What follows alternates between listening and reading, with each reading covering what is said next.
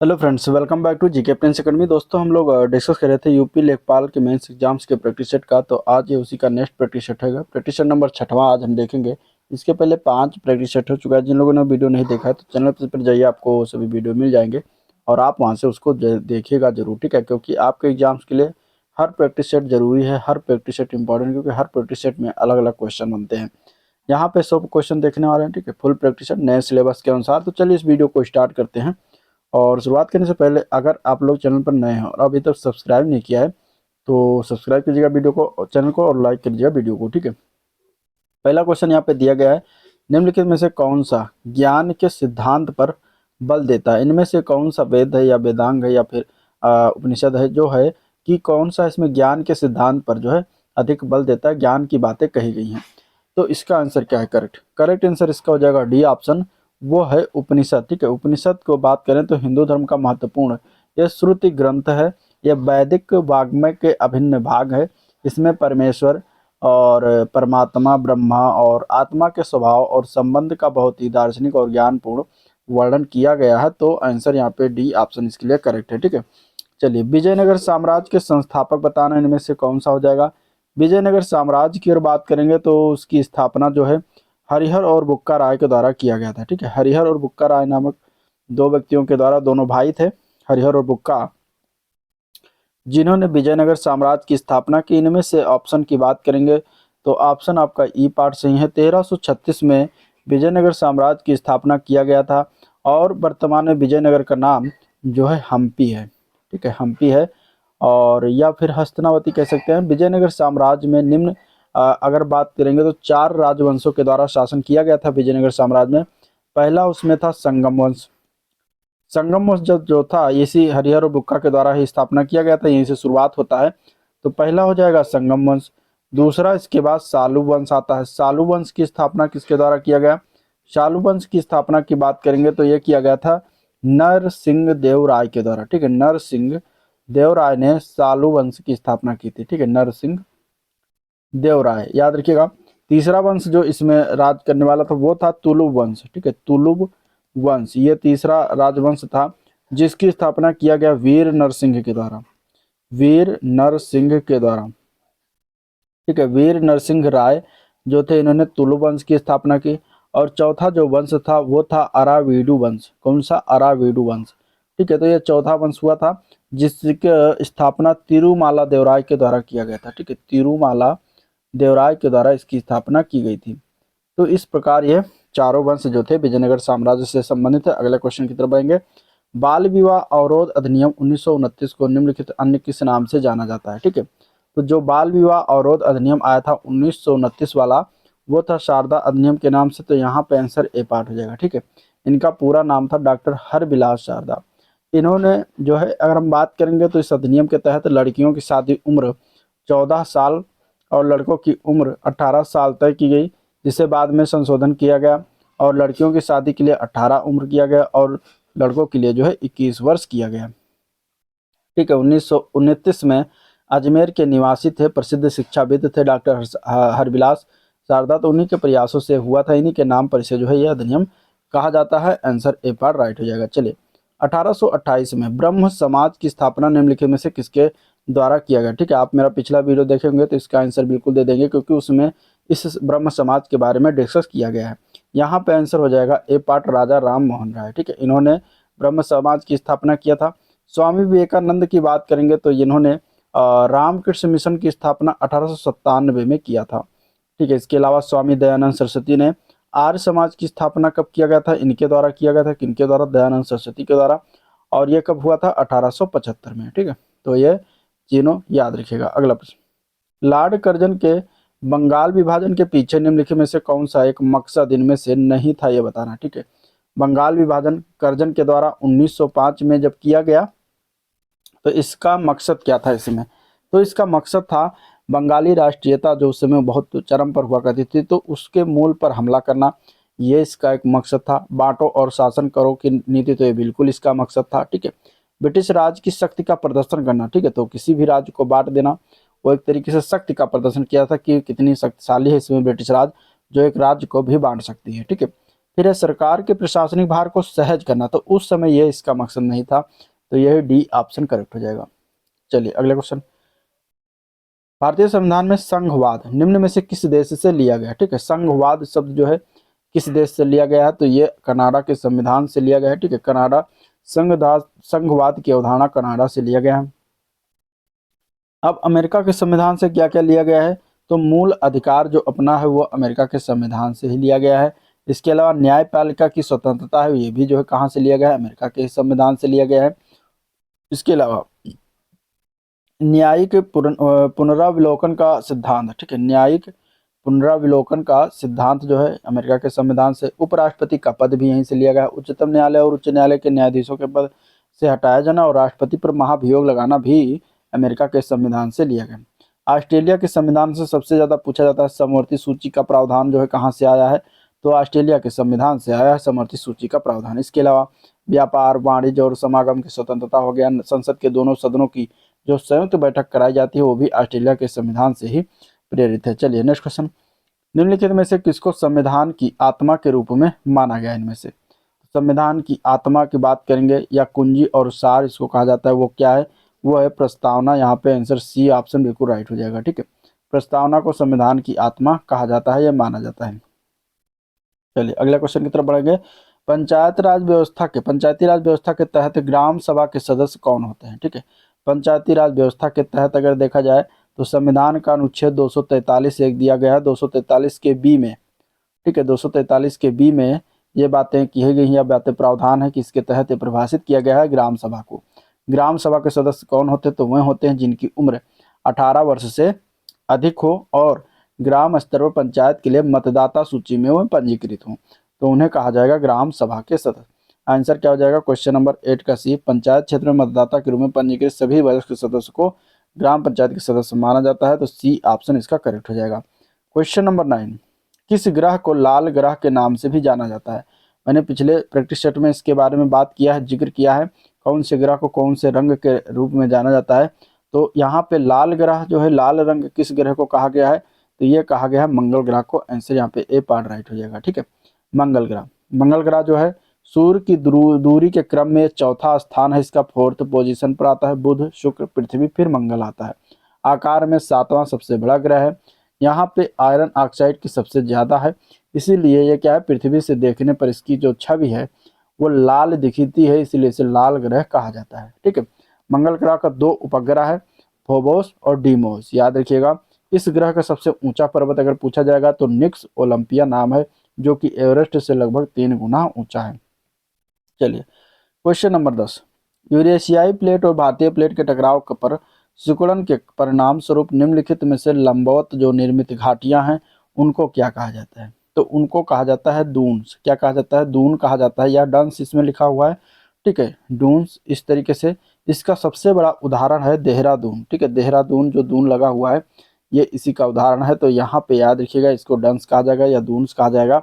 पश्चिमी क्षेत्र में इसको डून्स कहा जाता है और पूर्व में इसको द्वार कहा जाता है। चलिए, जैसे हरिद्वार। चलिए अगला क्वेश्चन, निम्नलिखित में से कौन सा पारिस्थितिक तंत्र की जैव विविधता की बढ़ोतरी के लिए उत्तरदायी नहीं है? यहाँ पे हो जाएगा पारिस्थितिक तंत्र की उत्पादकता, तो ये जैव विविधता बढ़ोतरी के लिए उत्तरदायी होता है। ठीक है, मध्य व्यवधान ये भी है। पारिस्थितिक तंत्र की आयु ये भी है। पोषण स्तरों की कम संख्या, तो ये इसके लिए उत्तरदायी नहीं है, तो आंसर हो जाएगा डी ऑप्शन। ठीक है, संयुक्त राष्ट्र के द्वारा जो है अंतर्राष्ट्रीय जैव विविधता दिवस जो है 22 मई को मनाया जाता है हर वर्ष, तो इसका भी ध्यान रखिएगा। ठीक है, 22 मई को हर वर्ष अंतर्राष्ट्रीय जैव विविधता दिवस मनाया जाता है। चलिए, निम्नलिखित में से कौन एक निम्नकरणीय यानी डिग्रेडेबल प्रदूषक है? इनमें से निम्नकरणीय मतलब कि जो पृथ्वी में जब बड़ा या पड़े या फिर उसमें फेंका जाए तो वो क्या हो जाएगा, उसी मिट्टी में मिल जाए, तो उसको कहा जाता है डिग्रेडेबल। अगर हम यहाँ बात करेंगे तो घरेलू वाहित जो मल है ये वायु जैव जो है क्या है, निम्नीकरणीय है, तो आंसर सी हो जाएगा। बाकी पारद यानी कि पारा जिसको कहते हैं, ये अगर फेंक देंगे तो ये पृथ्वी में नहीं मिलेगा। ठीक है, घुलनशील नहीं है, तो ये प्रदूषक प्राकृतिक प्रक्रिया के द्वारा क्या होता है, हानिकारक पहुंचाता है। और पालिश धातुएं भी होगी, इस्पात भी होगा, ये भी नहीं मिलेगा, तो ये सभी जो है निम्नकरणीय नहीं होगा। आंसर यहाँ पे सी ऑप्शन बिल्कुल राइट है। चलिए क्वेश्चन नंबर 13, भारत की जैव विविधता के संदर्भ में, ठीक है, भारत की जैव विविधता के संदर्भ में Ceylon, frogmouth, coppersmith barbet, grey chinned minivet और व्हाइट थ्रोडेड रेड स्टार क्या बेसिकली ये नाम है, किसके नाम है? पक्षियों के नाम है, प्राइमेट है, उभयचर है, सरीसृप है। तो यहाँ पे जो ये नाम सारे दिए गए हैं जैव विविधता के संदर्भ में, ये हो जाएगा आंसर ए पार्ट। ये सभी पक्षियों के नाम है, किसके नाम है? पक्षियों के नाम है, ठीक है। आंसर क्या हो जाएगा? और ए पार्ट हो जाएगा। और ये सभी आईयूसीएन की जो डाटा होता है उसकी सूची में जो है ये कम चिंताजनक सूची में सम्मिलित पक्षियों के नाम है। चलिए नेक्स्ट क्वेश्चन, क्वेश्चन नंबर 14। विभिन्न देशों द्वारा हस्ताक्षरित करार क्योटो प्रोटोकॉल किससे संबंध है? तो ये क्योटो प्रोटोकॉल जो है ये क्या है? स्वच्छ पर्यावरण और जलवायु परिवर्तन से संबंधित है।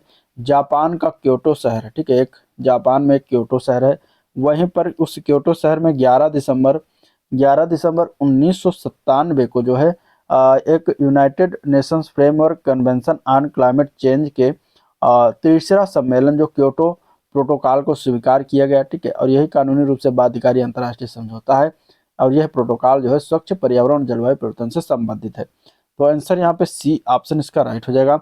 यहीं से इसी के शहर के नाम पर, क्योंकि यहाँ पे सम्मेलन हुआ था क्योटो, तो क्योटो प्रोटोकॉल रखा गया है। चलिए अगला क्वेश्चन, निम्नलिखित में से कौन सा देश उत्तर प्रदेश राज्य के साथ एक अंतर्राष्ट्रीय सीमा साझा करता है? तो उत्तर प्रदेश का एकमात्र, अगर हम बात करेंगे तो ये एकमात्र देश से सीमा साझा करता है, वो है नेपाल। आंसर क्या हो जाएगा? बी ऑप्शन करेक्ट हो जाएगा। नेपाल के टोटल उत्तर प्रदेश के टोटल 7 जिले हैं जो नेपाल से टच होते हैं। कौन कौन सा जिला है? तो पहले उसमें आ जाता है पीलीभीत के नाम, ठीक है, पीलीभीत। दूसरा है लखीमपुर खीरी।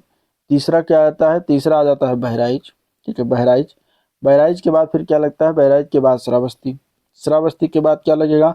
फिर लगेगा बलरामपुर, ठीक है। बलरामपुर के बाद क्या लगेगा? बलरामपुर के बाद कौन सा जिला है? तो सिद्धार्थनगर लगता है, सिद्धार्थनगर, ठीक है, सिद्धार्थनगर। इसके बाद कौन सा जिला टच होता है? तो वो है महाराजगंज, महाराजगंज, ठीक है, महाराजगंज, ठीक है, महाराजगंज। तो इतने जो 7 जिले हैं जो सीमा रेखा साझा करते हैं। चलिए नेक्स्ट क्वेश्चन, नवाबगंज पक्षी अभ्यारण्य किस जिले में स्थित है? इसका आंसर क्या हो जाएगा? नवाबगंज पक्षी अभ्यारण्य की बात करेंगे तो उन्नाव जिले में पड़ता है, सी पार्ट होगा। और ये अगर हम बात करेंगे तो इसका 2015 में नाम बदलकर अब कर दिया गया है शहीद चंद्रशेखर आजाद पक्षी अभ्यारण्य। डीपीआई का मतलब क्या है? कंप्यूटर के टर्म में डीपीआई का अर्थ क्या है? डीपीआई का अर्थ क्या है? डीपीआई का अर्थ होता है डॉट्स पर इंच। इसका अर्थ क्या होता है? डॉट्स पर इंच, जो कि सी पार्ट में दिया गया है। यह क्या करता है? तो ये प्रिंटिंग और डिजिटल इमेजिंग में रिजोल्यूशन मापने की एक इकाई होती है जिसको कहते हैं डीपीआई, डॉट्स पर इंच, ठीक है। चलिए, सॉफ्टवेयर जो प्रतियों यानी कॉपी को पुनर्वितरित करने के प्रतिलिपि जो है अधिकार के साथ जो उपलब्ध कराया जाता है वो क्या होता है? तो सॉफ्टवेयर के जो प्रतियों को पुनर्वितरित करने के अधिकार के साथ उपलब्ध कराया जाता है उसको हम कहते हैं शेयरवेयर सॉफ्टवेयर, ठीक है।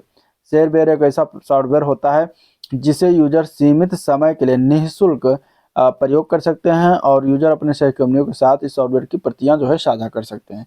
तो ये हो जाता है शेयरवेयर, ठीक है। जैसे कि उदाहरण की बात करेंगे तो आप एंटीवायरस लैपटॉप में डलवाते हैं, ठीक है, कंप्यूटर में डलवाते हैं, तो वो जो एंटीवायरस होता है वो कुछ दिन के लिए आपको फ्री देता है, इसके बाद जो उसमें पैसे लेता है। तो शेयरवेयर का सबसे अच्छा उदाहरण जो है क्या है?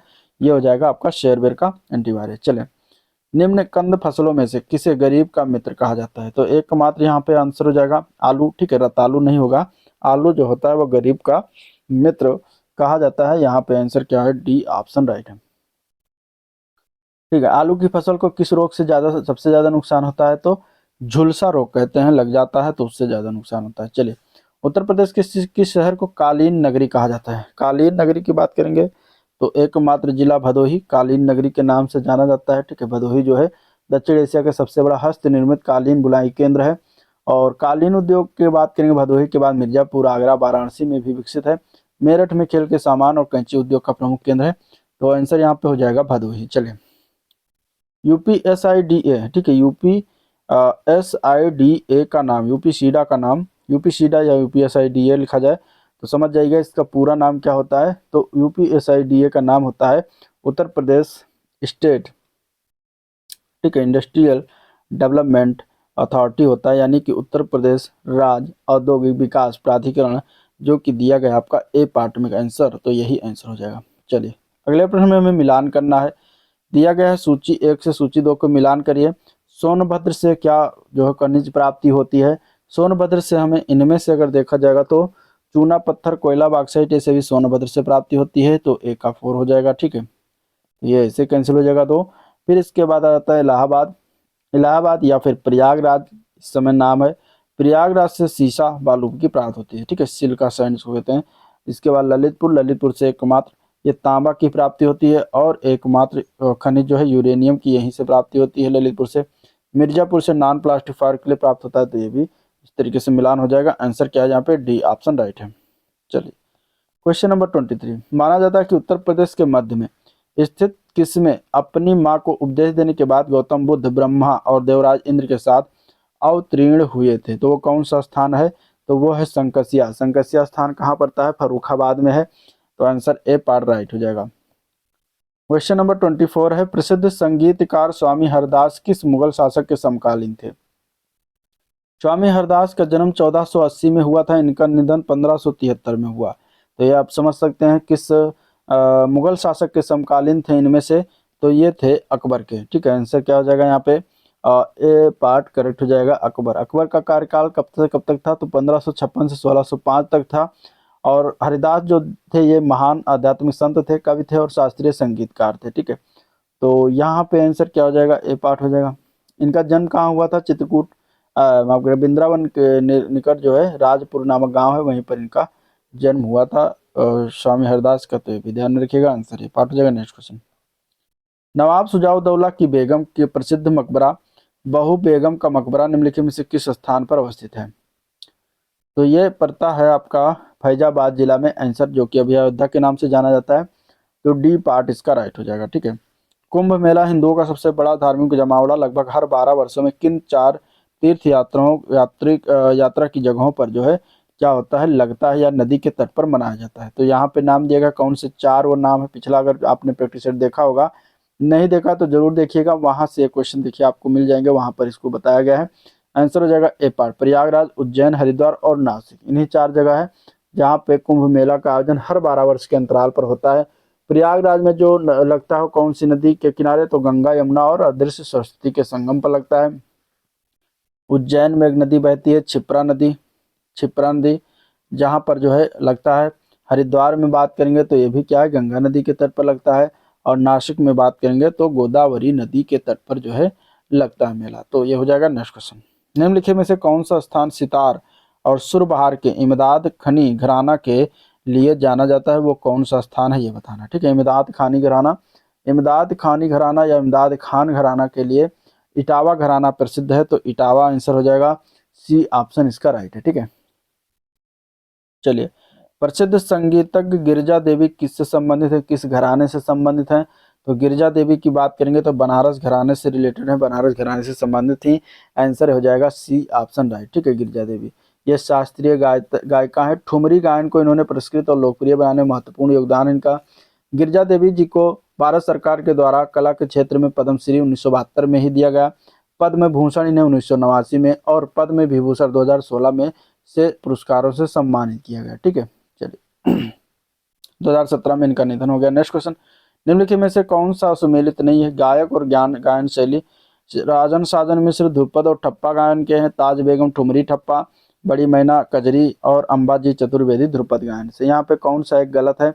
गलत वाला ऑप्शन है बी पार्ट। ताज बेगम जो दिया गया है ठुमरी ठप्पा, यह गलत है। ताज बेगम जो है कवियत्री थी, ये कृष्ण भक्ति गायन थी। तो आंसर हो जाएगा बी ऑप्शन गलत वाला, बाकी सारे सही है। नेक्स्ट क्वेश्चन, प्रसिद्ध सितार वादक नवाब इनायत खान उत्तर प्रदेश के से संबंधित है?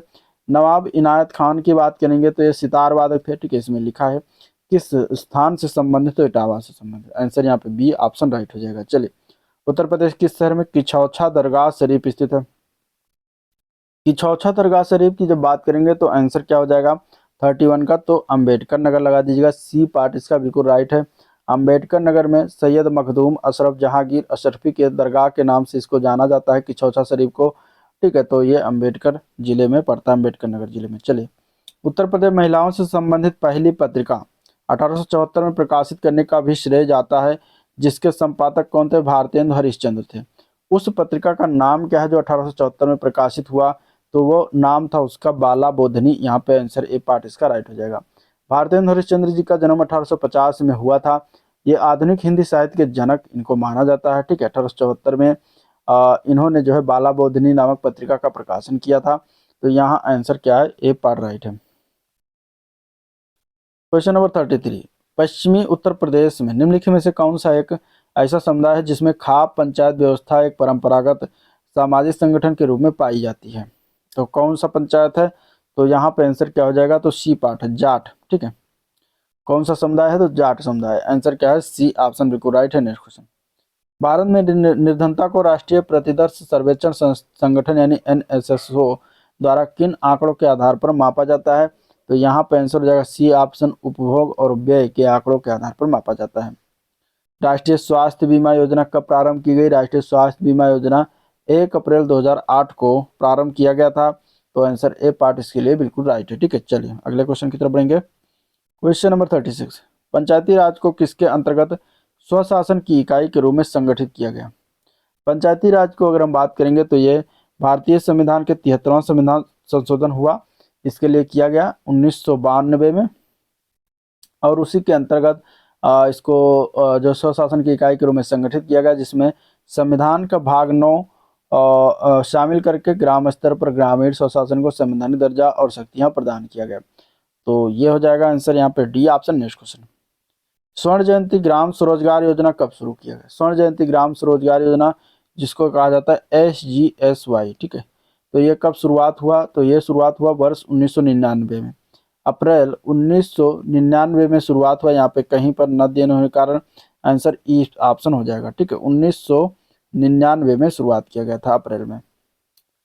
चलिए, दीमक को नष्ट करने के लिए सर्वाधिक उपयुक्त रसायन का नाम क्या है? दीमक को किससे नष्ट किया जा सकता है? तो क्लोरोपाइरीफास, क्लोरोपाइरीफास है जिससे हम दीमक को नष्ट कर सकते हैं। तो डी ऑप्शन राइट है। चलिए, आंतरिक प्रशासन के लिए निर्देश जारी करने के लिए आमतौर पर संचार के किस माध्यम का उपयोग किया जाता है? उदाहरण के लिए नियमित छुट्टी या अनुदान।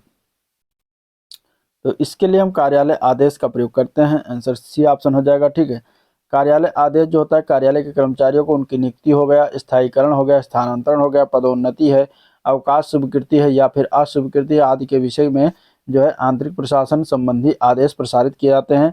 तो आंसर सी ऑप्शन बिल्कुल राइट है। चलिए, जब स्वर के मुख्य उच्चारण में ध्वनि मुख के साथ साथ नासिका द्वार से भी निकलती है, तो उस अनुनासिकता को प्रकट करने के लिए निम्नलिखित में से किसका प्रयोग किया जाता है?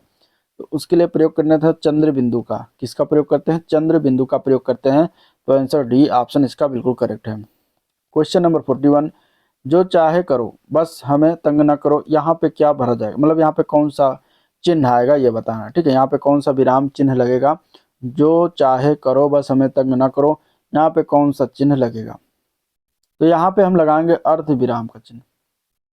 अर्ध विराम का चिन्ह जो होता है, एक बिंदी नीचे जो है कामा, इस तरीके से अर्ध विराम होता है। तो यहाँ पे अर्ध विराम इस तरीके लग जाएगा। बी ऑप्शन बिल्कुल राइट है। ठीक है, शब्द प्रकार के आधार पर मनुष्यता शब्दों का कौन सा भेद है? शब्द प्रकार के आधार पर मनुष्यता शब्द की बात करेंगे तो भाववाचक संज्ञा के भेद है। आंसर यहाँ पे सी ऑप्शन राइट हो जाएगा। ठीक है, भाववाचक संज्ञा जो होता है जी, किसी संज्ञा शब्द का क्या है, भाव बताए, मतलब कि गुण दोष धर्म दशा स्वभाव अवस्था बताते हो, जैसे बुढ़ापा, मिठास, मानवता, मनुष्यता, परायापन, ये सभी क्या है, भाववाचक संज्ञा। तो मनुष्यता भी क्या हो जाएगा, भाववाचक संज्ञा हो जाएगा। क्वेश्चन नंबर 43, मैंने नौकर से खाना बनवाया, यहाँ पे वाक्य में कौन सी क्रिया है? ठीक है, तो यहाँ अगर हम देखेंगे तो वाक्य में क्या है, जहाँ पे बनवाना मतलब किसी दूसरे से काम करवाया जाए तो वो क्या हो जाएगा, प्रेरणार्थक क्रिया हो जाएगा। आंसर बी ऑप्शन राइट है। ठीक है, जैसे अगर हम बात करेंगे काटना से कटवाना, करना से कराना, ये सभी प्रेरणार्थक क्रियाएं होती हैं। भाववाच्य इनमें से छांटना है, कौन सा हो जाएगा? भाववाच्य जहाँ पे भाव की प्रधानता हो। भाव की प्रधानता इनमें से अगर देखा जाए तो तोते से उड़ा नहीं गया। ठीक है, दादाजी के द्वारा अनिल को डांटा गया, तो ये भाववाच्य ना होगा, ये क्या हो जाएगा, कर्मवाच्य होगा। ठीक है, भाववाच्य यहाँ पे तोते से उड़ा नहीं गया, ये क्या है, ये कर्मवाच्य है। ठीक है, अशोक ने आइसक्रीम खाई, ये क्या हो जाएगा, कृतवाच्य है। तो इस प्रकार आंसर क्या है, बी ऑप्शन यही है जो है आपका भाववाच्य है। अगला प्रश्न, क्वेश्चन नंबर 45, स्रोत एवं गठन के आधार पर शब्दों के भेद कितने प्रकार के होते हैं? मतलब स्रोत के आधार पर कितने प्रकार के होते हैं, गठन के आधार पर कितने प्रकार के होते हैं? तो देखिए, स्रोत के आधार पर जो शब्द के भेद हैं वो 4 भेद हैं। ठीक है। चार भेद कौन कौन सा आता है, उसमें आ जाता है तत्सम, तद्भव, देशज और विदेशी। ठीक है, ये आपके हो जाते हैं स्रोत के आधार पर। देशज हो गए और इसके बाद विदेशी आ जाता है। गठन के आधार पर कितने प्रकार के होते हैं, तो तीन प्रकार का होता है। कौन कौन सा होता है, गठन, बनावट या व्युत्पत्ति। अगर इसमें से कोई पूछा जाए तो तीन प्रकार, उसमें एक आ जाता है रूढ़ शब्द, दूसरा आ जाता है यौगिक शब्द, और तीसरा आपका हो जाता है योग रूढ़ शब्द। ठीक है, इस प्रकार जो है ये आपका गठन के आधार पर हो जाता है। तो आंसर है 4 एवं 3। नेक्स्ट क्वेश्चन, एकाक्ष एवं करट शब्द का पर्यायवाची बताना है। एकाक्ष का पर्यायवाची या करट का पर्यायवाची, तो दोनों शब्द जो है कौवा का पर्यायवाची है, जिसके अन्य पर्यायवाची में काग होता है। ठीक है, वायस है, इसके अलावा काक है। ठीक है, काक चेष्टा वको ध्यानम, तो वहां पे काक मतलब क्या हो जाता है, कौवा हो जाता है। और इसके बाद वको, वक माने बगुला। ठीक है, पिशुन, पिशुन भी जो है कौवा का पर्यायवाची। चलिए, प्राप्त करने की हार्दिक इच्छा के लिए उपयुक्त शब्द, प्राप्त करने की हार्दिक इच्छा के लिए उपयुक्त शब्द जो है वो है अभिलाषा। आंसर यहाँ पे सी ऑप्शन इसके लिए बिल्कुल राइट है। चलिए, अर्थ के आधार पर विधानार्थक वाक्य क्या होते हैं। अर्थ के आधार पर विधानार्थक वाक्य इनमें से अगर देखा जाए तो वो हो जाएगा राहुल खेलता है। ठीक है, आंसर क्या है, सी ऑप्शन। वह वाक्य जिससे किसी प्रकार की जानकारी प्राप्त हो, वहां पे विधानवाचक वाक्य होता है। अगला क्वेश्चन, उत्तर प्रदेश में विवाह को किस रूप में माना जाता है, तो उत्तर प्रदेश में विवाह को जो है धार्मिक संस्कार के रूप में माना जाता है। यहाँ पे सी ऑप्शन राइट हो जाएगा। सामुदायिक विकास कार्यक्रम का सर्वप्रथम प्रायोगिक शुरुआत उत्तर प्रदेश में किन जिलों में किया गया था। सामुदायिक विकास कार्यक्रम की प्रायोगिक तौर पर शुरुआत जो हुआ था सर्वप्रथम 1948 में हुआ था सामुदायिक विकास कार्यक्रम का, और ये उत्तर प्रदेश का इटावा शहर और गोरखपुर जिले में किया गया था। तो आंसर यहाँ पे ए पार्ट इसके लिए बिल्कुल करेक्ट है, क्योंकि यहाँ पे पायलट प्रोजेक्ट के रूप में शुरुआत किया गया था 1948 में। चलिए, ग्रामीण विकास में जियो स्पेशियल तकनीक का उपयोग लेखपाल मुख्य रूप से किस काम के लिए करते हैं, तो आंसर क्या हो जाएगा, क्या उनका डी पार्ट, गांव के नक्शों को सटीक सीमांकन और आपदा प्रबंधन में किया जाता है। तो डी ऑप्शन करेक्ट होगा। ठीक है, 50 क्वेश्चन हो चुका है, बाकी अभी और 40 क्वेश्चन देखना है मतलब। तो यहाँ पे क्या हो जाएगा, अब आपको करना है वीडियो को लाइक और चैनल को करना है अगर सब्सक्राइब नहीं किया है तो इसको कर दीजिए। फिर आते हैं, देखते हैं अगला क्वेश्चन। परम श्रृंखला, परम सीरीज के सुपर कंप्यूटरों का विकास भारत यहाँ पे होगा, भारत की किस संस्था द्वारा किया गया है। ठीक है, परम सीरीज जो सुपर कंप्यूटर है इसका विकास भारत की कौन सी संस्था करती है, तो यहाँ पे आंसर क्या हो जाएगा, सी ऑप्शन, सी डैक जो पुणे में है, इसी के द्वारा किया गया था। ठीक है, अगर हम बात करेंगे तो 1991 में डॉक्टर विजय भटकर थे, इन्हीं के नेतृत्व में सी डैक पुणे ने भारत का पहला स्वदेशी कंप्यूटर परम 8000 बनाया था, या निर्माण किया गया था इन्हीं के द्वारा। ठीक है, तो इस कंप्यूटर को बनाने का कारण जो था वो अमेरिका द्वारा भारत को सुपर कंप्यूटर देने से मना करना था। इसीलिए जो है सीडेक ने जो है 1991 में अपना खुद का सुपर कंप्यूटर बनाया। तो यह हो जाएगा answer C option. Next question, hurricane प्रति घंटे में कितने किलोमीटर की गति से चलते हैं। ठीक है, हरिकेन की बात करेंगे तो हरिकेन जो होता है ये प्रति घंटे 120 किलोमीटर प्रति घंटा के से चलते हैं। तो ये अगर हम बात करेंगे चक्रवात है, और ये हरिकेन चक्रवात कहाँ आता है, तो ये मतलब यहाँ चक्रवात कहा जाता है, लेकिन ये अमेरिका में इसका नाम हरिकेन है। तो हरिकेन ये अमेरिका और अटलांटिक क्षेत्र में आता है। आंसर क्या हो जाएगा यहाँ पर, डी ऑप्शन 120 किलोमीटर। चलिए, निम्नलिखित में से कौन सा असंरचित डेटा इनमें से नहीं है। उदाहरण है असंरचित मतलब अनस्ट्रक्चर डाटा, इनमें से कौन सा नहीं होगा।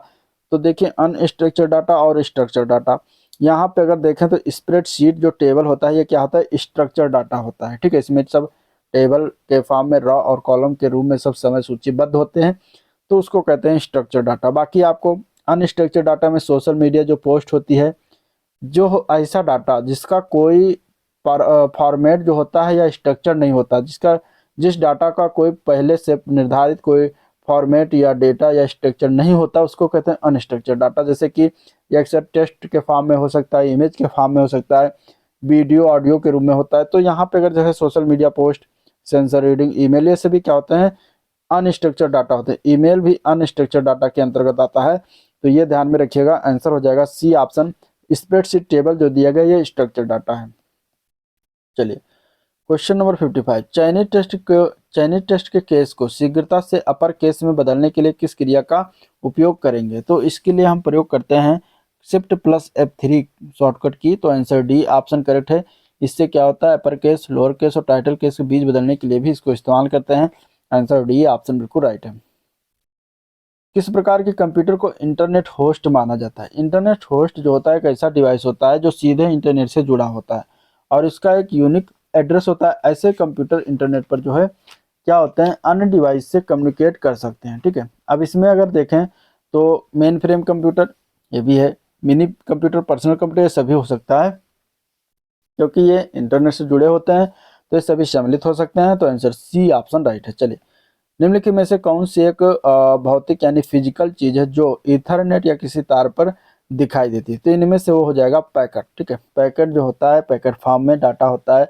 पैकेट जो होता है एक भौतिक भौतिक रूप में मौजूद डेटा की इकाई होती है जो ईथरनेट या किसी अन्य नेटवर्क के माध्यम से ट्रांसमिट होती है तथा यह डेटा का एक छोटा टुकड़ा होता है जिसे नेटवर्क पर भेजा और प्राप्त करते हैं। ठीक है, मतलब सेंड कर सकते हैं, रिसीव कर सकते हैं। तो ये हो जाएगा डी बी ऑप्शन पैकेट। चलिए, कई वित्तीय संस्थानों से जुड़े सीमा पार डिजिटल भुगतान के लिए किस अंतः संचालनीयता मानक का उपयोग किया जाता है? तो इसके लिए प्रयोग किया जाता है ISO 222। ठीक है, 20022। ये जो होता है वैश्विक वित्तीय संदेश विनिमय मानक होता है जिसका उपयोग सीमा पार डिजिटल भुगतान और वित्तीय संसाधनों के बीच बेहतर संचार तथा शिफ्ट हो गया। ठीक है, RTGS होता है जिसको रियल टाइम ग्रॉस सेटलमेंट कहते हैं। इसके लिए अन्य भुगतान प्रणालियों के व्यापक रूप से जो है अपनाया जा रहा है। अगला क्वेश्चन है, IFSC में कितने कोड के अंक होते हैं? IFSC कोड एक होता है जिसमें अगर हम बात करेंगे तो IFSC कोड जो होता है एक 11 अंकों का अल्फा न्यूमेरिक कोड होता है। ठीक है, कितने अंक होते हैं इसमें? 11 अंकों का, जिसमें पहले जो 4 अंक होते हैं वो बैंक की पहचान कराते हैं और 5वां अंक हमेशा 0 होता है और इसके बाद जो अंतिम 6 अंक होता है वो बैंक शाखा का प्रतिनिधित्व करता है। तो ये चीजें हैं। अगले क्वेश्चन की तरफ बढ़ेंगे। मल्टीमीडिया का अवगुण निम्नलिखित में से क्या है? इनमें से मल्टीमीडिया के अवगुण की बात करेंगे तो इसमें से हो जाएगा आंसर इसका ए पार्ट लागत होता है। मल्टीमीडिया का उत्पादन जो है महंगा होता है क्योंकि यह एक से अधिक जो है माध्यमों जैसे टेक्स्ट है, ऑडियो वीडियो है, ग्राफिक्स है, इससे बना होता है। तो मल्टीमीडिया के उत्पादन के लिए इलेक्ट्रॉनिक डिवाइस की आवश्यकता होती है जो अपेक्षाकृत क्या होता है, महंगा होता है। ठीक है, तो मल्टीमीडिया को चलाने के लिए जो है बिजली की आवश्यकता होती है जिससे इसके उपयोग क्या होती है, लागत बढ़ जाती है। किस प्रकार का मैलवेयर स्व प्रतिकृति बनाकर, मतलब कि सेल्फ रेप्लिकेट जिसको कहते हैं इंग्लिश में, ये बनाकर पूरे नेटवर्क में फैल जाता है? ठीक है, तो इसमें से अगर देखें तो इसमें से कोई नहीं है, आंसर ई पार्ट हो जाएगा। उपरोक्त में से कोई नहीं, क्योंकि ट्रोजन जो दिया गया है ए पार्ट में, ट्रोजन जो है सेल्फ रेप्लिकेट नहीं करता बल्कि ये क्या करता है, ये अपने आप को क्या करता है, वैध प्रोग्राम के रूप में प्रस्तुत किया करता है। ठीक है, वैलिड प्रोग्राम के रूप में जो है ये क्या करता है, अपने आप को प्रस्तुत करता है कि मैं बहुत अच्छा हूँ, अपने आप को अच्छा दिखाता है ट्रोजन। तो ये होगा नहीं। स्पाईवेयर क्या करता है, ये जासूसी करता है, यूजर की जानकारी चुराता है, तो स्पाईवेयर भी नहीं होगा, ये भी कॉपी नहीं करता। टाइम बम ऐसा एक जो है वायरस होता है, जो है क्या होता है, एक प्रकार का टाइम बम जो होता है मेलवेयर होता है जो किसी विशेष घटना या फिर इसको टाइम दिया जाता है कि उस टाइम पर ये क्लिक करता है। ठीक है, रूट किट जो होता है, रूट किट जो होता है सिस्टम को कंट्रोल करना और ये जो है छिपने के लिए जो है इसको डिजाइन किया गया है, तो ये भी नहीं होता है। तो सेल्फ रेप्लिकेट कौन बनाता है, तो वो होता है वार्म। ठीक है, इसको क्या कहते हैं, वार्म। वार्म जो होता है ये क्या है, ये मेलवेयर है और ये क्या करता है, ये पूरे अपनी सेल्फ रेप्लिकेट बनाकर पूरे नेटवर्क में फैल जाता है। ठीक है, तो इस प्रकार वार्म हो जाएगा यहाँ पे। आंसर क्या हो जाएगा, ई ऑप्शन उपयुक्त में से कोई नहीं। चलिए, वितरित कंप्यूटर वातावरण में बड़े डेटा सेट को स्टोर करना और संसाधित करना के लिए कौन सा ओपन सोर्स फ्रेमवर्क व्यापक रूप से प्रयोग किया जाता है? तो इनमें से इसका आंसर क्या हो जाएगा, अब इसके लिए हम प्रयोग करते हैं अपाचे हडूप का। ठीक है, अपाचे हडूप जो है एक ओपन सोर्स फ्रेमवर्क है जो वितरित कंप्यूटर वातावरण में बड़े पैमाने पर डेटा को प्रोसेस करना, स्टोर करना के लिए जो उपयोग किया जाता है। यह है HDFS यानी कि हडूप डिस्ट्रीब्यूटेड फाइल सिस्टम और मैप रिड्यूस जैसे जो है घटकों पर आधारित होता है जो बड़े डेटा सेट को जो है वितरित और समानांतर रूप से संसाधित करने के लिए सक्षम होते हैं। ठीक है, HDFS जो होता है वो डेटा को क्या करता है, स्टोर करता है और जो मैप रिड्यूसिंग है वो क्या करता है, डेटा को प्रोसेस करता है। तो इस प्रकार यह हो जाएगा आंसर यहाँ पे अपाचे हडूप। ठीक है, चलिए अगले क्वेश्चन की तरफ चलते हैं। कौन से कंप्यूटर वास्तविक संख्याओं से निपटते हैं और समस्या का उत्तर गिनती करके प्राप्त किया जाता है? इनमें से इसका आंसर क्या हो जाएगा, तो ये हो जाएगा डिजिटल। ठीक है, डिजिटल कंप्यूटर क्या होता है, डेटा को दर्शाने और प्रोसेस करने के लिए बाइनरी संख्या प्रणाली का उपयोग करते हैं जिसमें 0 और 1 होता है। तो आंसर ए पार्ट बिल्कुल राइट है। चलिए, निम्नलिखित में से कौन सा सिस्टम सॉफ्टवेयर फ्लैश ड्राइव रोम ईपी रोम पर स्टोर एक ऑपरेशनल सॉफ्टवेयर है और इसे ऑपरेटिंग सिस्टम द्वारा पहचाना जा सकता है। तो इनमें से कौन होगा, आपके ऑप्शन इस तरीके से हैं यहाँ पे, ऑपरेटिंग सिस्टम, डिवाइस ड्राइवर, या फिर लैंग्वेज ट्रांसलेटर, या फिर फर्मवेयर।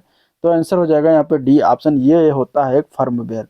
फर्मवेयर एक प्रकार का सिस्टम सॉफ्टवेयर या प्रोग्राम होता है जो फ्लैश ड्राइव रोम ईपी रोम में इनबिल्ट होता है या ऑपरेटिंग सिस्टम के द्वारा पहचाना जाता है। एफटीपी फाइल ट्रांसफर प्रोटोकॉल का प्राथमिक कार्य क्या होता है। एफटीपी यानी कि फाइल ट्रांसफर प्रोटोकॉल का प्राथमिक कार्य होता है कंप्यूटरों के बीच फाइलें ट्रांसफर करना, इसका यही एक मेन काम है। तो यहाँ पे सी हो जाएगा। नेक्स्ट क्वेश्चन, ईस्ट का उपयोग ब्रेड बनाने में क्यों किया जाता है, क्योंकि ये क्या करता है, कार्बन डाइऑक्साइड उत्पादन करता है इसमें। ठीक है, तो आंसर क्या है यहाँ पे, ए पार्ट बिल्कुल राइट हो जाएगा। चलिए, बौद्धिक संपदा के संदर्भ में फेयर यूज का सिद्धांत का क्या अर्थ है। फेयर यूज सिद्धांत का अर्थ की बात करेंगे 67 का बी पार्ट हो जाएगा, शिक्षा या समीक्षा के लिए सीमित उपयोग करना। ठीक है, और अगर हम बात करें समाचार या आलोचना के लिए जो बिना अनुमति के किया जा सकता है, तो आंसर यहाँ पे बी ऑप्शन इसका करेक्ट हो जाएगा। चलिए, क्वेश्चन नंबर 68, राष्ट्रीय आपदा प्रबंधन प्राधिकरण, ये एक नया टॉपिक इसमें जोड़ा गया है, इसके बारे में भी आपको जानकारी अच्छी होनी चाहिए।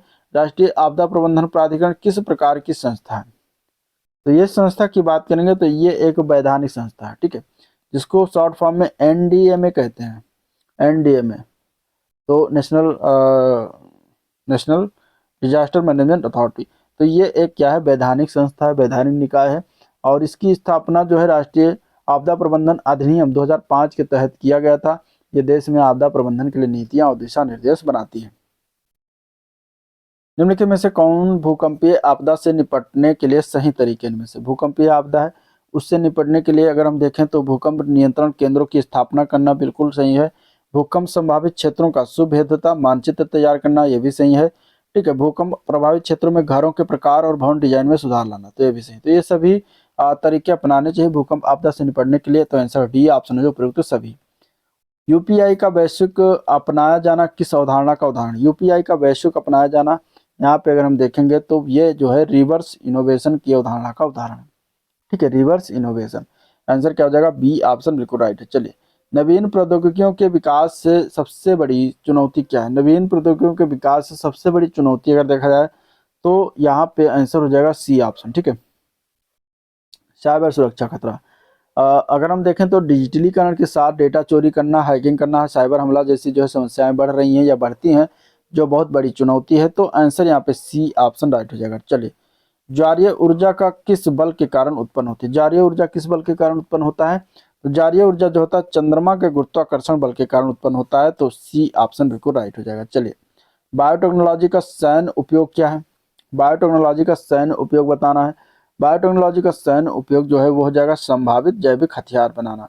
ठीक है, संभावित जैविक हथियार बनाना, यहाँ पे आंसर क्या है, बी ऑप्शन बिल्कुल राइट है।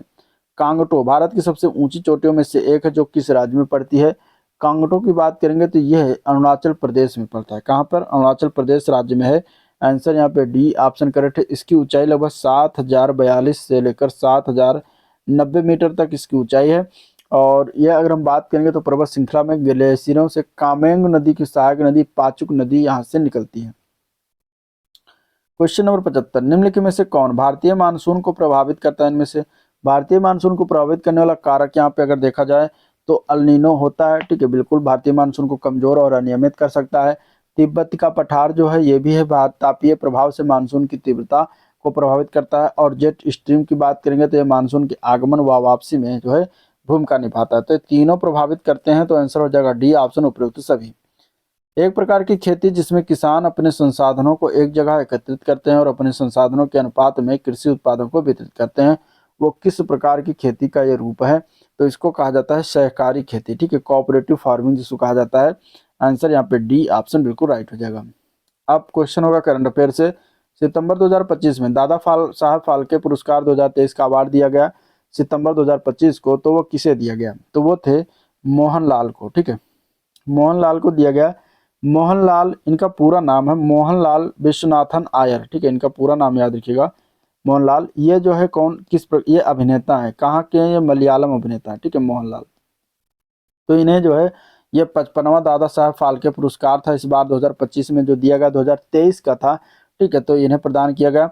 और मिथुन चक्रवर्ती को 54वां दादा साहब फाल्के पुरस्कार जो है दिया गया था, प्रदान किया गया था। तो ये भी याद रखिएगा। नेक्स्ट क्वेश्चन, 9 सितंबर 2025 को विश्व बैंक ने किन राज्यों के लिए तटीय लचीलापन सुदृढ़ीकरण यानी शोर परियोजना को मंजूरी प्रदान किया गया? तो उत्तर प्रदेश, बिहार में तो कोई बैंक समुद्र है नहीं, ठीक है, लेकिन यहाँ पे विश्व बैंक के द्वारा दिया गया है और तटीय है, तो यहाँ पे आंसर क्या आ जाएगा? तो 78 का आंसर क्या हो जाएगा? सी पार्ट, कर्नाटक और तमिलनाडु हो जाएगा आंसर, यहाँ पे सी ऑप्शन बिल्कुल राइट है। चलिए, मई 2025 में किस कंजर्वेटिव नेता को जर्मनी का जो है नया चांसलर चुना गया? उनका नाम क्या है? उनका नाम है फ्रेडरिक मर्ज। क्या नाम है? फ्रेडरिक मर्ज हो जाएगा आंसर, यहाँ पे क्या हो जाएगा? ए पार्ट बिल्कुल राइट है। अगले प्रश्न की तरफ बढ़ेंगे। मई 2025 में उल्लास नव भारत साक्षरता कार्यक्रम के अंतर्गत भारत का पहला पूर्ण साक्षर राज्य किसे घोषित किया गया है? उस राज्य का नाम क्या है? तो उस राज्य का नाम है मिजोरम, आंसर यहाँ पे सी ऑप्शन करेक्ट है, ठीक है। चलिए, 11वां अंतर्राष्ट्रीय योग दिवस जो 21 जून को मनाया गया, 2025 की थीम क्या थी ये बताना है। तो इसकी थीम इस बार की थी yoga for one earth one health, जो कि बी पार्ट में दिया गया है, तो बी पार्ट इसका करेक्ट हो जाएगा, ठीक है। अगले प्रश्न की तरफ बढ़ेंगे। कुल योजना परिव्यय की प्रतिशतता के रूप में कृषि और सिंचाई में योजना आवंटन किस पंचीय वर्षीय योजना में उच्चतम था? तो इसका आंसर क्या है? तो सी ऑप्शन सही है। प्रथम पंचवर्षीय योजना में कृषि को सर्वोच्च प्राथमिकता दी गई थी और इसी में इसको जो है योजना आवंटन में उच्चतम था। 1951 में पहली पंचवर्षीय जो चली थी, 1951 से लेकर 1956 तक, तो उसमें जो है कृषि को सबसे ज़्यादा जो है क्या किया गया था? प्राथमिकता दिया गया था, ठीक है, प्रायोरिटी में थी। तो आंसर यहाँ पे क्या हो जाएगा? सी ऑप्शन राइट हो जाएगा। चलिए, निम्नलिखित में से कौन सा डॉक्यूमेंट बजट के एक भाग के रूप में संसद में प्रस्तुत नहीं किया जाता है? तो इसका आंसर क्या है? विनियोग विधेयक किया जाता है, ठीक है, अनुदानों की मांग होती है, आंसर क्या हो जाएगा? जो है बी पार्ट, राजस्व विधेयक को जो बजट के एक भाग के रूप में संसद में पेश नहीं किया जाता, बल्कि राजस्व से जुड़े प्रस्ताव वित्त विधेयक के हिस्से के रूप में प्रस्तुत किया जाता है, ठीक है। तो आंसर क्या हो जाएगा? बी ऑप्शन राइट है। नेक्स्ट क्वेश्चन, भारत में कागजी मुद्रा प्रथम बार, भारत में कागजी मुद्रा प्रथम बार कब शुरुआत किया गया था? भारत में कागजी मुद्रा प्रथम बार शुरुआत हुआ था 1862 में, आंसर ए पार्ट राइट हो जाएगा। ये ब्रिटिश औपनिवेशिक सरकार थी, उस समय 1861 के कागजी मुद्रा अधिनियम के नियत नियत तहत जो है 1862 में शुरुआत किया गया था। भारत सरकार द्वारा शेयर का पूंजी विनिवेश के लिए रंगराजन समिति की नियुक्ति कब की गई? इसका आंसर क्या हो जाएगा? तो इसका आंसर ये 1993 में रंगराजन समिति बनाई गई, तो आंसर यहाँ पे बी ऑप्शन राइट है। भारत का प्रथम उर्वरक संयंत्र कहाँ लगा था? भारत का प्रथम उर्वरक संयंत्र जो है सिंदरी, झारखंड में लगाया गया था। सिंदरी कहाँ है? झारखंड, तो यहाँ पर सर्वप्रथम लगा था, आंसर हो जाएगा बी ऑप्शन, ठीक है। कब स्थापना होता? तो ये 1951 में इसकी स्थापना की गई थी, ये भी ध्यान में रखिएगा। स्वच्छ जल और स्वच्छता किस एसडीजी से संबंधित है? तो स्वच्छ जल और स्वच्छता जो है ये एसडीजी 6 से संबंधित है, आंसर यहाँ पे बी ऑप्शन इसका बिल्कुल करेक्ट है। चलिए, भारतीय संविधान के अनुच्छेद 129 के तहत किसको अभिलेख का न्यायालय घोषित किया गया है? तो अभिलेख का न्यायालय जो अनुच्छेद 129 के तहत जो घोषित किया गया है वो सर्वोच्च न्यायालय को वो घोषित किया गया है, बिल्कुल सही है, यहाँ पे आंसर ए पार्ट राइट हो जाएगा, ठीक है। चलिए, इसका अर्थ क्या है? इसका अर्थ है कि सर्वोच्च न्यायालय के रिकॉर्ड अधिकारियों और अन्य लोगों के लिए प्रमाण के रूप में मान्य होते हैं, इसको कहा जाता है अभिलेख न्यायालय होना। चलिए, परम का सुपर कंप्यूटर किस पीढ़ी का कंप्यूटर? परम सुपर कंप्यूटर जो था ये क्या था? ये 5वीं पीढ़ी का सुपर कंप्यूटर है, आंसर यहाँ पे सी ऑप्शन राइट हो जाएगा, ठीक है, सी ऑप्शन राइट हो जाएगा। चलिए, अगला क्वेश्चन, उत्तर प्रदेश सरकार द्वारा 2025 में किस लक्ष्य को प्राप्त करने पर विशेष बल दिया गया है? 2025 में उत्तर प्रदेश सरकार द्वारा जो $1 ट्रिलियन की अर्थव्यवस्था बनाने पर लक्ष्य है, कंसंट्रेशन है, तो यहाँ पे बी ऑप्शन इसका बिल्कुल करेक्ट हो जाएगा, ठीक है। तो बाकी आगे जो 10 क्वेश्चन है वो आपको पाई ग्राफ और चार्ट ग्राफ से मिलेंगे, जिसका मैं अलग से एक वीडियो बनाऊंगा। तो ये था ओवरऑल वीडियो जिसको हम लोगों ने देखा। डिस्कस किया, वीडियो पसंद आया तो लाइक करिए, चैनल को अभी तक सब्सक्राइब नहीं किया है तो सब्सक्राइब करना मत भूलिएगा, साथ ही साथ अपने दोस्तों में शेयर भी करिएगा, ठीक है। और आज का वीडियो पर एंड करते हैं, मिलते हैं नेक्स्ट प्रैक्टिस सेट में, तब तक के लिए थैंक यू।